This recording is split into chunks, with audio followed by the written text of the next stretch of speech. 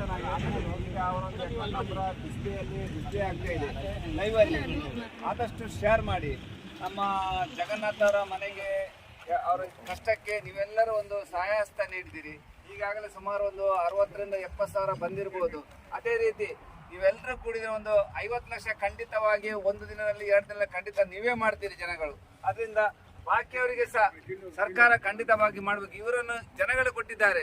ಅದೇ ರೀತಿ ಸರ್ಕಾರ ಸಹ ಯಾರು ಹೋಗಿದ್ದಾರೆ ಇಲ್ಲಿ ಮೃತಪಟ್ಟಿದ್ದಾರೆ ಅವರಿಗೆಲ್ಲ ಸರ್ಕಾರ ಆದಷ್ಟು ಬೇಗ ಪರಿಹಾರ ಕೊಡಬೇಕು. ಅದನ್ನು ತಿಂಗಳು 2 ತಿಂಗಳೆಲ್ಲ ಮಾಡಬಾರ್ದು. ಸ್ಪಾಟಿಗೆ ಬಂದು ಕೊಡುವ ತರ ಆಗ್ಬೇಕು. ಬೇರೆ ನಾನು ದೇಶದಲ್ಲಿ ಈಗ ಕೇರಳ ಆಗ್ಲಿ, ತಮಿಳುನಾಡು ಆಗ್ಲಿ, ಬೇರೆ ಕಡೆ ರಾಜ್ಯದಲ್ಲಿ ಆದ್ರೆ ಸ್ಪಾಟಿಗೆ ಬಂದು 40-50 ಅಂತ ಲಕ್ಷ ಎಲ್ಲ ತಂದು ಕೊಡ್ತಾರೆ. ಅಂತದ್ರಲ್ಲಿ ನಮ್ಮ ಸರ್ಕಾರ ಯಾಕೆ ಮಾಡೋದಿಲ್ಲ? ನಾನೀಗ ಎಲ್ಲರ ಹತ್ರ ಹೇಳ್ತಾ ಇದ್ದೇನೆ, ನಮ್ಮ ಸರ್ಕಾರ ಇವರಿಗೆ ಆದಷ್ಟು ಬೇಗ ಪರಿಹಾರ ಕೊಡಬೇಕು. ನೋಡಿ ವೀಕ್ಷಕರೇ, ಅಂದ್ರೆ ಆದಷ್ಟು ಬೇಗ ಈಗ ಯಾರ್ಯಾರು ನಾಪತ್ತೆ ಆಗಿದ್ರಲ್ಲ ಅವರಿಗೆ ಪರಿಹಾರ ಕೊಡಬೇಕೆಂಬ ಒತ್ತಾಯವನ್ನ ಈಶ್ವರ್ ಮಲ್ಪೆ ಅವರು ಕೂಡ ಮಾಡ್ತಾರೆ. ಇದು ಯಾಕೆಂದ್ರೆ ಮೊನ್ನೆ ನಾನು ವಯನಾಡಲ್ಲಿ ಸುಮಾರು ಒಂದು 400-500 ಜನ ಮೃತಪಟ್ಟಿದ್ದಾರೆ ಗುಡ್ಡ ಜರಿದು. ಆ ಸಮಯದಲ್ಲಿ ಅಲ್ಲಿನ ಸರ್ಕಾರ ಹೇಗಿದೆ, ಅಲ್ಲಿ 500 ಇನ್ನು ಸುಮಾರು ಒಂದು 300 ಜನನ್ನು ಹುಡುಕಾಡಿದ್ದಾರೆ.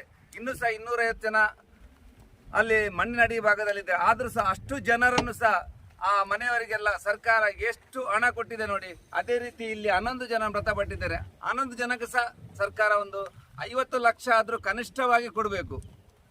ಇದು ಈಶ್ವರ್ ಮಲ್ಪರ್ ಹೇಳಿದೆ. ಯಾಕಂದ್ರೆ ಈಗಾಗಲೇ ಯಾರ್ಯಾರು ಮೃತ ದೇಹಗಳು ಸಿಕ್ಕಿದಲ್ಲ ಆ ಕುಟುಂಬಕ್ಕೆ ಸಂಬಂಧಪಟ್ಟ ಸರ್ಕಾರದಿಂದ ಕೇವಲ 5 ಲಕ್ಷ ಹಣ ಸಿಕ್ಕಿದೆ. ಹೀಗಾಗಿ ಆ ಮೊತ್ತವನ್ನ ಹೆಚ್ಚು ಮಾಡಬೇಕು. ಕನಿಷ್ಠ 50 ಲಕ್ಷ ಆದ್ರೂ ಅವ್ರಿಗೆ ಪರಿಹಾರ ರೂಪದಲ್ಲಿ ಕೊಡಬೇಕೆಂಬ ಒತ್ತಾಯವನ್ನ ಕೂಡ ಅವರು ಮಾಡ್ತಾರೆ. ಅದೇ ರೀತಿ ಮೂವರು ಅಂದ್ರೆ ಈಗ ಅರ್ಜುನ್ ಆಗಿರ್ಬೋದು ಅಥವಾ ಜಗನ್ನಾಥ್ ತಾಯಿ ಆಗಿರ್ಬೋದು, ಲೋಕೇಶ್ ಅವರಿಗೂ ಕೂಡ ಹೆಚ್ಚಿನ ಅವರ ಕುಟುಂಬಕ್ಕೆ ಸುಮಾರು ಕನಿಷ್ಠ 50 ಲಕ್ಷ ಪರಿಹಾರವನ್ನ ನೀಡಬೇಕೆಂಬ ಮಾತುಗಳನ್ನ ಅವ್ರು ಹೇಳ್ತಾರೆ. ನೋಡ್ತಾ ಇರ್ಬೋದು ಯಾವ ನೋಡಿ ಸ್ನೇಹಿತರೆ, ಇವತ್ತು ನಾನು ಇಲ್ಲಿ ಮುಳುಗಲಿಕ್ಕೆ ಅಂತ ಬಂದಿದ್ದೇನೆ. ಇವತ್ತು ನಮಗೆ ಪರ್ಮಿಷನ್ ಸಿಕ್ಕಿಲ್ಲ.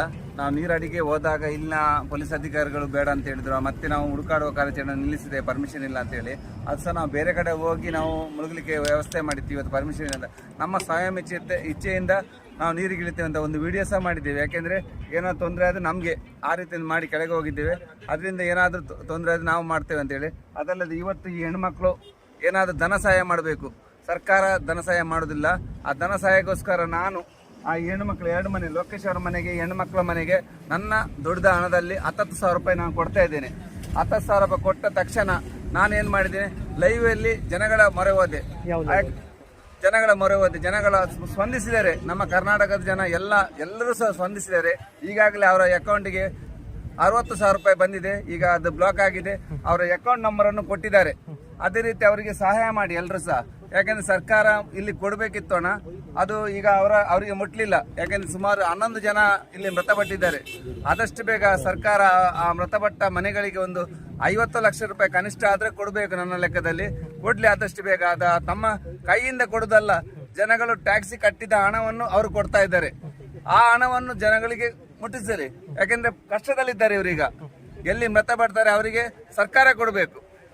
ಅದೇ ರೀತಿ ನಾನು ಸರ್ಕಾರದಲ್ಲಿ ಇಷ್ಟೇ ಮನವಿ ಮಾಡ್ತಿದ್ದೇನೆ. ಯಾಕಂದ್ರೆ ನಮ್ಗೊಂದು ಇಲ್ಲಿ ಹುಡುಕಾಡ್ಲು ಒಂದು ಪರ್ಮಿಷನ್ ಕೊಡ್ಲಿ.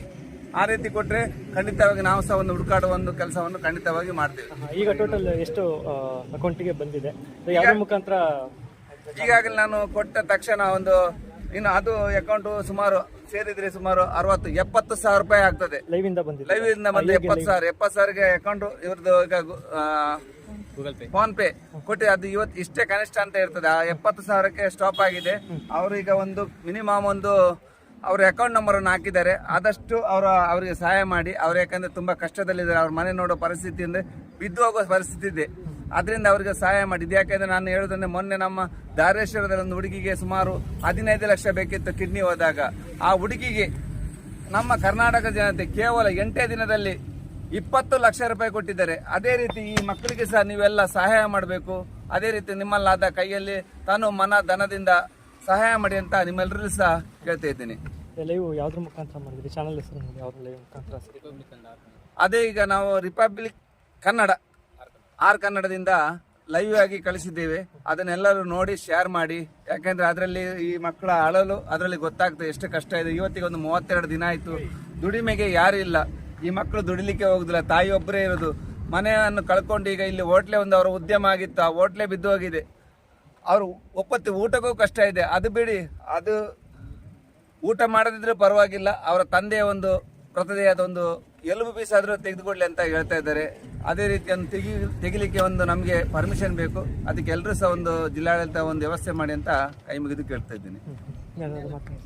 ಈ ಪುಟ್ಟ ಮಕ್ಕಳು ನಮ್ಮಿಂದ ಏನಾಯ್ತು, ನಮ್ಮ ಬಂದು ಹೆಲ್ಪ್ ಮಾಡಿದ್ರೆ ಅಂತ ಹೇಳಿ ಅಷ್ಟೇ. ನೀವು ಬಂದು ಹೆಲ್ಪ್ ಮಾಡಿ, ನಮಗೆ ತುಂಬ ಹೆಲ್ಪ್ ಮಾಡಿದ್ದಾರೆ. ನಿಮಗೆ ತುಂಬ ಥ್ಯಾಂಕ್ಸ್. ಆದಷ್ಟು ಈ ಮಕ್ಕಳಿಗೆ ಎಲ್ಲರೂ ಸಹ ಸಹಾಯ ಮಾಡಿ ಅಂತ ಹೇಳಿದ್ರು. ಜಿಲ್ಲಾಡಳಿತ ನಿಮಗೆ ಪರ್ಮಿಷನ್ ಆದಷ್ಟು ಬೇಗ ಕೊಡಬೇಕು, ಕಾರ್ಯಾಚರಣೆ ಮಾಡಬೇಕು. ಮುಖಾಂತರ ಓಕೆ ಓಕೆ.